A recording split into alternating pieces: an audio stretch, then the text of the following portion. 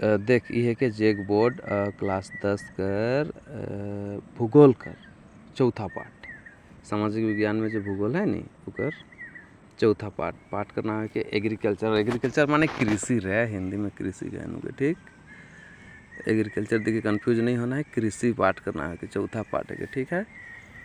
तो इधर में पहला सवाल क्या कहते हैं, निम्नलिखित में से कौन सा उस कृषि प्रणाली को दर्शाता है जिसमें एक ही फसल लंबे चौड़े क्षेत्र में उगाई जाती है। माने एक ही फसल लंबे चौड़े क्षेत्र में उगाते हैं, उसको क्या बोलते हैं? स्थानांतरित कृषि, रोपण कृषि, बागवानी या गहन कृषि। मतलब एक ही फसल लंबे चौड़े क्षेत्र में उगाए जाते हैं, इसको क्या बोलते हैं? तो उसको बोलते हैं रोपण कृषि। ठीक है, रोपिल नहीं हमें। निम्नलिखित में से कौन सी रबी फसल है? चावल, मोटे अनाज, चना, कपास। इनमें रबी फसल कौन है? रबी फसल हो गया चना। ठीक है, निम्नलिखित में से कौन सी एक फलीदार फसल है? फिर दाल एक फलीदार फसल है। ठीक है, दो फली ऊपर में रहेला। देख सरकार निम्नलिखित में से कौन सी घोषणा फसलों को सहायता देने के लिए करती है? सरकार निम्नलिखित कौन सी घोषणा? सर तो एक न्यूनतम सहायता मूल्य, ये वाला एक उत्तर है। ठीक, न्यूनतम सहायता मूल्य हो गलत।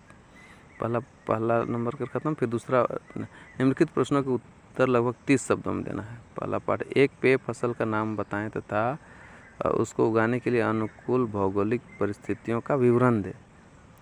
तो पेय फसल, चाय एक महत्वपूर्ण पेय पदार्थ वाला फसल है। ठीक है, चाय का पौधा उष्ण और उपोष्ण कटिबंध जलवायु यानी ह्यूमस और जीवांश युक्त गहरी मिट्टी तथा सुगम जल निकास वाले ढलवां क्षेत्रों में उगाया जाता है।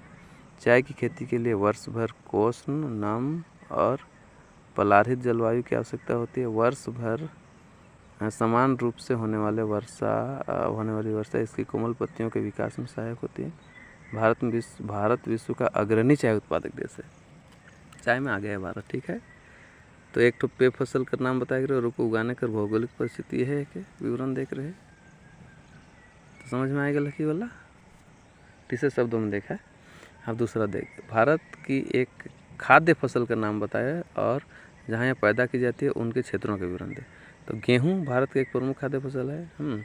यह देश के उत्तर और उत्तर पश्चिम भागों में पैदा की जाती है। देश में गेहूँ उगाने वाले दो प्रमुख क्षेत्र हैं, उत्तर पश्चिम में गंगा सतलुज का मैदान और दक्कन का काली मिट्टी वाला प्रदेश, यानी पंजाब, हरियाणा, उत्तर प्रदेश, बिहार, राजस्थान और मध्य प्रदेश कुछ भाग गेहूँ पैदा करने वाले प्रमुख राज्य हैं।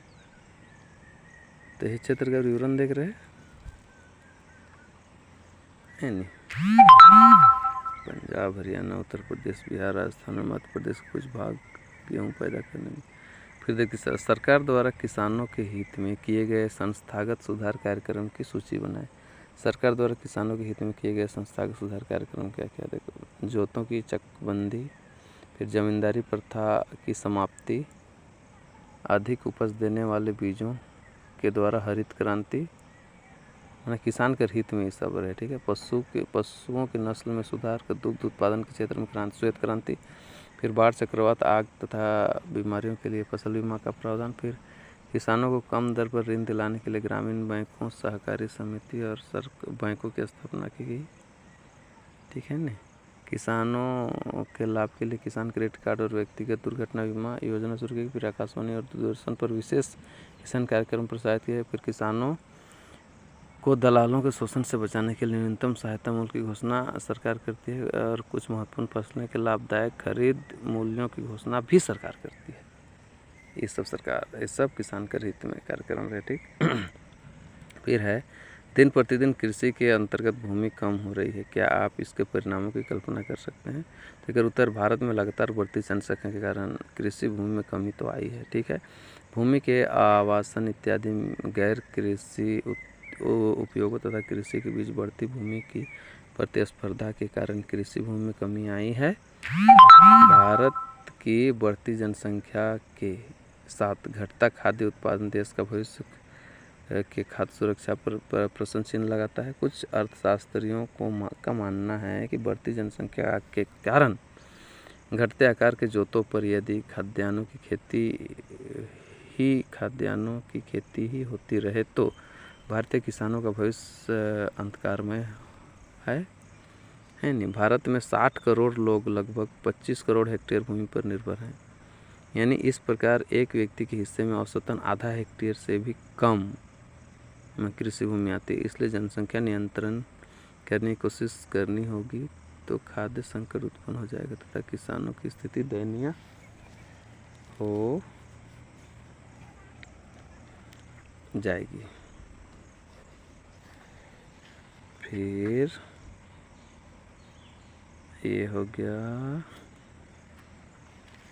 अगला सवाल क्या कहते हैं, निम्नलिखित प्रश्नों के उत्तर 120 शब्दों में देखा। ठीक है, कृषि उत्पादन में वृद्धि सुनिश्चित करने के लिए सरकार द्वारा किए गए उपाय को सुझाया गया।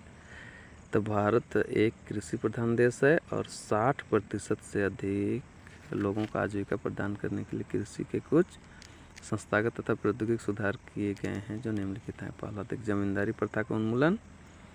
किसानों के लिए जमींदारी प्रथा एक अभिशाप है, इसलिए सरकार ने जमींदारी प्रथा को समाप्त करके भूमिहीन और काश्तकारों को जमीन की मालिकाना हक दे दिया तथा जोतों की अधिकतम सीमा निश्चित कर दी गई। फिर खेतों की चकबंदी। पहले किसान के पास छोटे छोटे खेत थे जो आर्थिक रूप से गैर लाभकारी होते थे, इसलिए छोटे खेतों की चकबंदी कर दी गई। छोटा छोटा खेत उनके घेराबंदी कर दिलाएं। अब हमारा अगला सवाल आवत है दूसरा पॉइंट तो समझ में आएगा। खेतों की चकबंदी, यानी पहले किसान के पास छोटे छोटे खेत थे जो आर्थिक रूप से गैर लाभकारी होते थे, इसलिए छोटे खेतों की चकबंदी कर दी गई।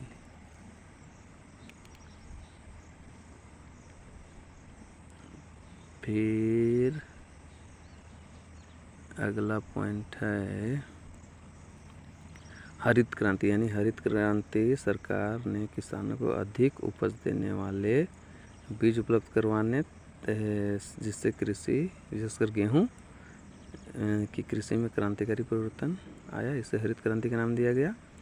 फिर चौथा पॉइंट, प्रमुख सिंचाई परियोजनाओं का निर्माण किसानों को पर्याप्त सिंचाई सुविधाएं उपलब्ध कराने के लिए कई छोटी बड़ी सिंचाई परियोजना शुरू की गई। फिर अगला पॉइंट है फसल बीमा। देख, फसलें प्रायः सूखा, बाढ़, आग आदि के कारण नष्ट हो जाती है, जिससे किसानों को बहुत हानि उठानी पड़ती थी। इन आपदाओं से बचने के लिए फसल बीमा योजना शुरू की गई।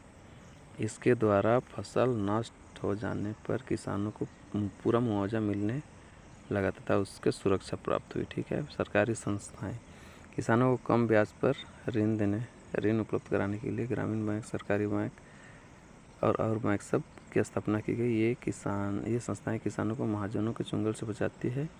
रेडियो तथा दूरदर्शन से भी इसको सहायता मिलता है। फिर 7वां पॉइंट है किसानों के लाभ के लिए भारत सरकार ने क्रेडिट कार्ड और व्यक्तिगत दुर्घटना बीमा योजना शुरू की। फिर किसानों को बिचौलियों के शोषण से बचाने के लिए न्यूनतम सहायता मूल्य और कुछ महत्वपूर्ण फसलों को लाभदायक सूची घोषणा कर दी। फिर खेती के आधुनिक उपकरणों के प्रयोग पर बल दिया। फिर भारतीय कृषि नीति सुधारने के लिए अनुसंधान परिषद, कृषि विश्वविद्यालयों की स्थापना की गई, इससे कृषि के उत्पादन में वृद्धि हो सके। फिर देख, दूसरा सवाल कहते हैं भारतीय कृषि और वैश्वीकरण के प्रभाव पर टिप्पणी लिखे। क्या वैश्वीकरण से हमारा तात्पर्य विश्व के अनेक देशों का आर्थिक, राजनीतिक, सामाजिक एवं सांस्कृतिक क्षेत्र में एक दूसरे के निकट आ जाना। यानी वैश्वीकरण के कारण विभिन्न चीज़ें एक दूसरे से दूसरे देश में आने जाने लगी, जिससे उच्च कोटि की चीज़ें ही बाज़ार में टिक सकी है। वैश्वीकरण के कृषि पर कुछ अच्छे प्रभाव पड़े हैं जो निम्नलिखित हैं। भारत दूसरे देशों को अन्न का निर्यात कर अपनी ज़रूरत का अन्य सामान खरीदने लगा। फिर तो विभिन्न फसलों की मांग बढ़ने से भारत में इन चीज़ों का अधिक उत्पादन होने लगा। फिर अंतर्राष्ट्रीय बाजार में टिकने के लिए भारतीय किसानों ने अपने उत्पादन की गुणवत्ता व स्तर बढ़ाने की कोशिश की। फिर चौथा पॉइंट है वैश्वीकरण के कारण अधिक उत्पादित होने वाले चीज़ों को दूसरे देशों को बेचकर अच्छे दाम प्राप्त किए जा सकते हैं। हमारे देश से बेच लेगा और दूसरा देश करके लान। मतलब और कृषि वैज्ञानिकों के सहयोग से बहुत से देशों में नई नई चीज़ों की पैदावार होने लगी जो पहले संभव नहीं था। फिर वैश्वीकरण के कृषि पर कुछ बुरे प्रभाव भी पड़े हैं जो निम्नलिखित हैं। देख, विश्व के धनी देशों ने विभिन्न विकासशील देशों में अपना सस्ता अनाज और अन्य कृषि से प्राप्त वस्तुएं बड़ी मात्रा में भरनी शुरू कर दी, जिससे विकासशील देशों के किसान उनका मुकाबला न कर सके तथा कृषि का काम छोड़ने पर मजबूर हो जाए।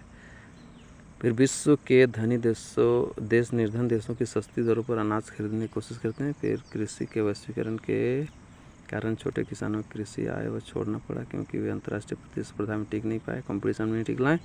फिर कृषि के वैश्वीकरण ने व्यापारिक कृषि को बढ़ावा दिया। ठीक है, जनता की आवश्यकता पूरी करने वाली चीज़ों का उत्पादन किया।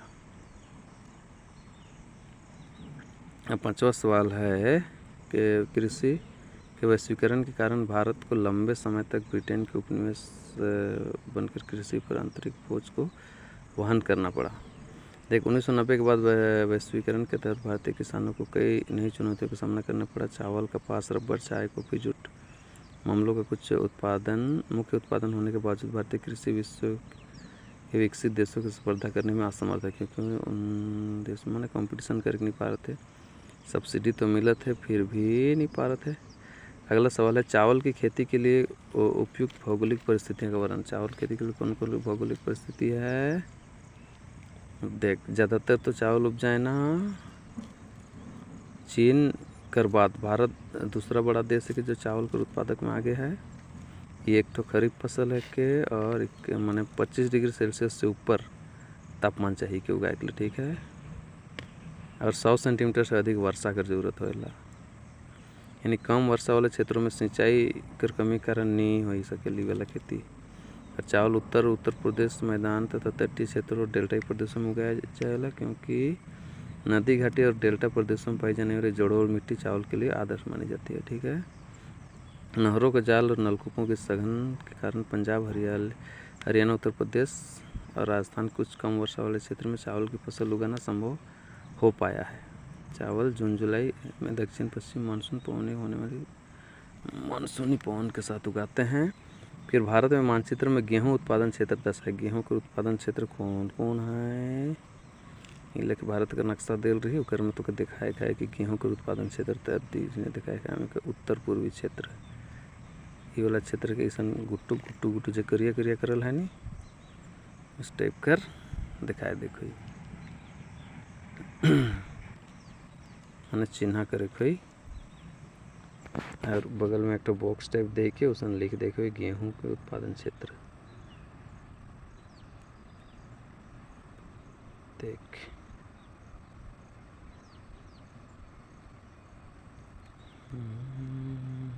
समझ में तो आए गलक है, पाठ तो सिराए गलक।